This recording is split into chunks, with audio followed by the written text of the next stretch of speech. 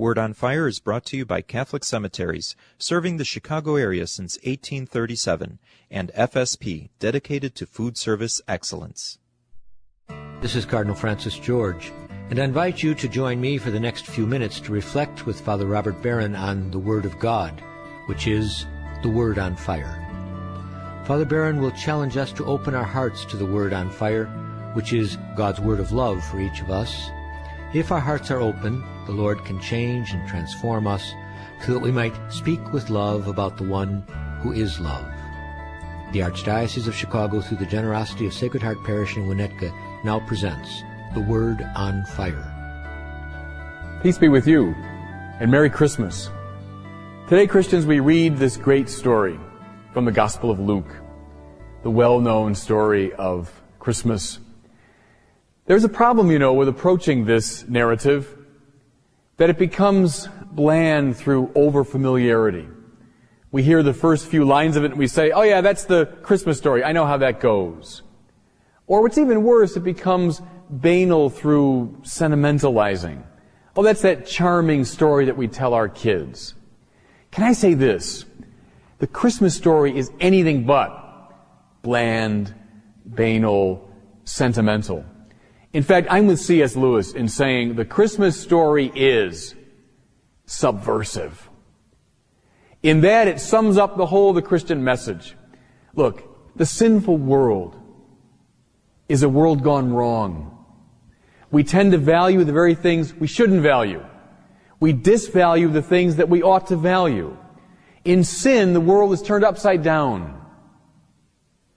When Jesus comes, God's own Word in human flesh, when Jesus comes, He is the turning right of an upside down world. Therefore, everything He does, everything He says, is subversive.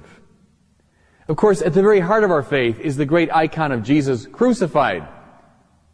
Would you ever dream of telling a kid, now, that's your goal in life, is to end up despised, condemned, killed, hanging on a cross between two thieves? Well, no, that would be the diametric opposite of what we would think of as the good life. It all begins here. It begins today. The Christmas stories are, in their own way, every bit as subversive as the story of the cross. They turn the world upside down. Let me illustrate this now by reading to you the first couple of lines of Luke's well-known account. In those days, Caesar Augustus published a decree ordering a census of the whole world. This first census took place while Quirinius was governor of Syria. Now, this story begins, as almost all stories, narratives, poems in the ancient world began. That is to say, by invoking great figures, like Quirinius, the governor of Syria, and, like the greatest of them all, Caesar Augustus, emperor of Rome, whose power stretched from horizon to horizon. Sure, you tell stories about great people in the eyes of the world. Notice too, please, what Caesar Augustus is doing. Ordering a census. It's still true today, but especially in the ancient world, a census was a sign of power. I'm going to number my people so I can control them. I can tax them, I can draft them. A census was a sign of great earthly power. There's nothing more impressive in some ways than the way this story opens. In the eyes of the world, Caesar Augustus ordering a census of the whole world. Now, here's the first subversion. Having painted that picture, Luke then says, I don't look at him. Luke tells us the story isn't about him. In the ancient world, if ordinary people found their way into stories and poems, well, they were just comic relief at best. Having mentioned Caesar Augustus, Luke now says it's not about him. In fact, his proclamation of a census is simply an excuse, because it gets this ordinary peasant couple from one dusty outpost of the empire to another, that they might be counted. Then we look at Them the story is about. That in itself is the first subversion. When looking for the power of God, do not look in the places the world tells you to look. To see what is of great importance, don't listen to the world. But God now is going to show us what He thinks is really important. Listen now as Luke goes on. While they were there, the time came for her to have her child, and she gave birth to her firstborn son. She wrapped him in swaddling clothes and laid him in a manger, because there was no room at the inn. That lovely detail of there being no room at the inn.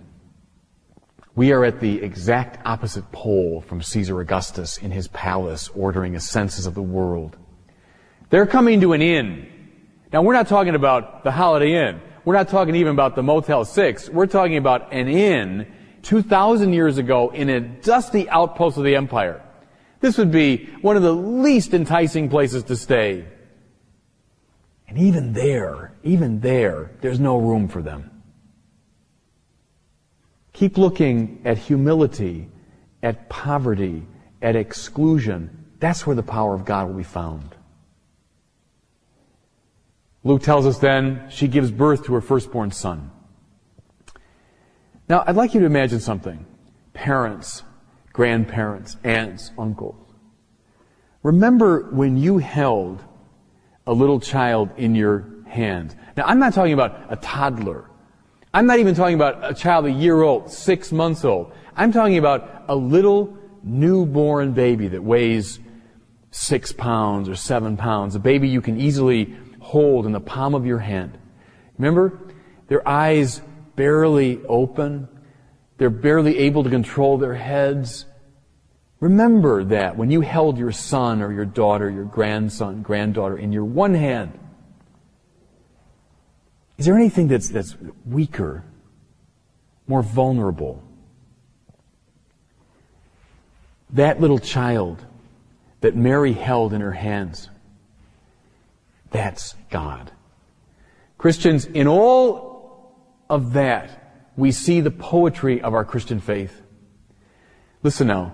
The power that made the universe, the power that fashioned the cosmos, the power that strung the stars and hung the moon, the power that brings forth all living things, the power of God, is not to be identified with Caesar Augustus, with Quirinius, with the big shots of the world.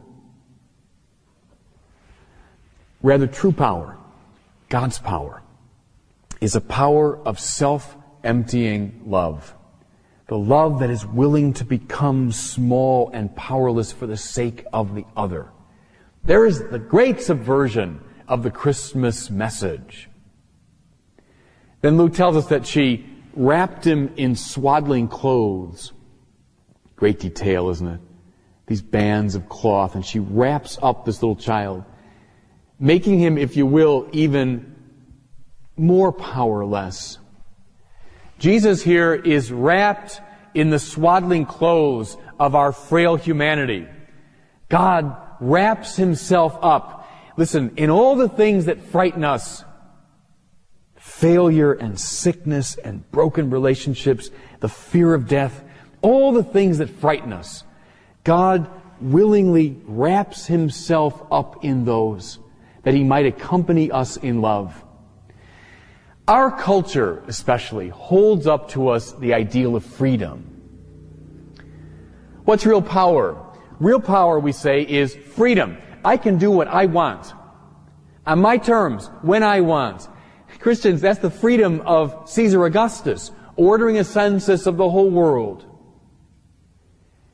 And then we see here God's freedom, which is precisely a willingness to be tied to the other in love. You're not powerful when you can do whatever you want. You are powerful when you are able to bind yourself in love to another. That's a third subversion of this message. That final detail, after wrapping him in swaddling clothes, she lays him in the manger. What's a manger but the place where the animals eat? Caesar Augustus would undoubtedly clap his hands and they'd bring food to him. There's earthly power on display. You feed me. You exist for my pleasure. You exist to take care of my needs. Then there's this subversive king who lays himself out as food for the world. I'm not here to be fed. I'm here to be myself food for you. When we come forward and receive the body and blood of Christ, and we take Him in, He becomes our food. This is foreshadowed here as Christ is laid in the manger to be food for the world. That's real power. Next, Luke tells us that angels appeared to shepherds. Listen. Now there were shepherds in that region living in the fields and keeping night watch over their flock. The angels appear to them and announce this good news. Let's not romanticize the shepherds. We tend to see them now as these simple, bucolic figures out in the fields at night. But we're not listening then with first century ears. For people in Jesus' time, shepherds were ne'er-do-wells, the marginal, scum of the earth, people that couldn't hold down a regular job. Caesar Augustus would undoubtedly have nothing to do with a shepherd. Yet, the angels of the Lord appear to them. Christians, we see something here of great power. Jesus came for us sinners. He came not to lord it over us, but He came to stand with us. Yes, the ne'er-do-wells of the world. Yes, the misfits of the world. And I mean all of us, because all of us are sinners. Jesus came to be with us, just as at the beginning of His public life, He stands shoulder to shoulder in the muddy waters of the Jordan with sinners. At the end of His life, nailed to the cross, He's between two thieves. That's where He belongs. The world tells us, stay away from the misfits. Distinguish yourself. Stay away from these lowlifes. God's subversive way is to stand with them in love. And so the angel speaks the word to the shepherds. What does He say to them? Be not afraid. When John Paul II was elected Pope in 1978, he came out in the balcony, and the first words he said were those words. Be not afraid. Christians, we live so much of our life in fear. We're afraid of so many things. Sickness, broken friendships, failure, death. We're afraid, and our fear cramps us. The great good news of Christmas is that a warrior has come who can stand with us in our fear and help us to conquer it. Now, when I say warrior, I don't mean a warrior like Caesar Augustus. I mean this strange, surprising, subversive warrior. This little child wrapped in swaddling clothes. He's the warrior who has come to do battle with the power of sin, who has come to do battle with all the things that frighten us. Because He is wrapped in the swaddling clothes of our frail humanity, we don't have to be afraid. C.S. Lewis said He came like a warrior, but He had to slip clandestinely behind enemy lines. That's why He came so silently, so unthreateningly, so quietly as a little baby. Rejoice this Christmas Day, because this warrior has come to fight on our behalf. He's come to fight for us. And Christians, have yourself today a subversive little Christmas. And God bless. Most interment arrangements at the 42 Archdiocese of Chicago cemeteries are made through a pre-need plan.